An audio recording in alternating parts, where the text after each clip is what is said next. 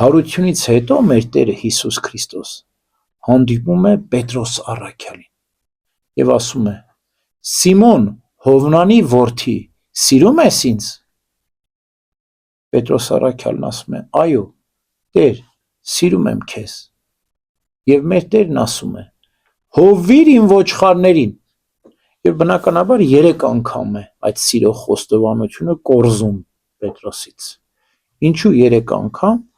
որովհետև 3 անգամ Պետրոս առաքյալը ուրացել էր Քրիստոսին մատնության, խաչելության ժամանակ։ Այդ պատճառով էլ 3 անգամ սիրո խոստովանություն է անում Պետրոս առաքյալը։ Տեր, դու գիտես, որ սիրում եմ քեզ։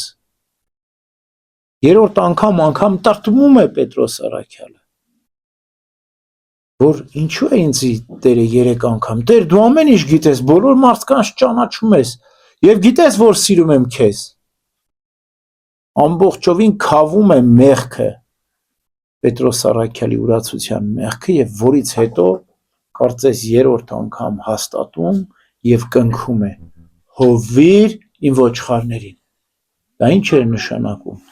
Եթե դու սիրում ես Քրիստոսին, ուրեմն կարող ես քահանայապետ դառնալ, ասում է Սուրբ Գրիգոր Տաթևացին։ Միայն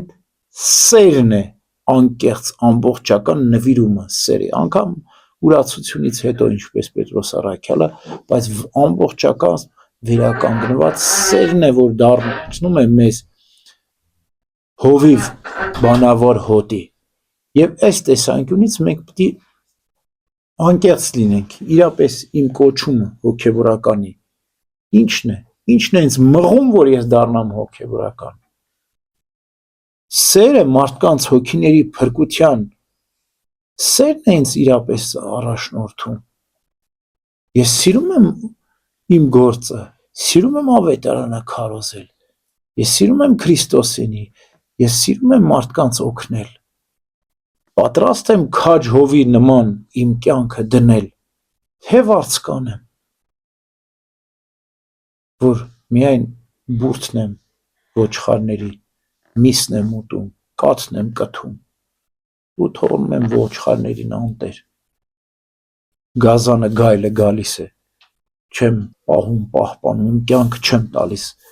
ոչխարներին փրկելու համար։ Ուրեմն շատ կարևոր է։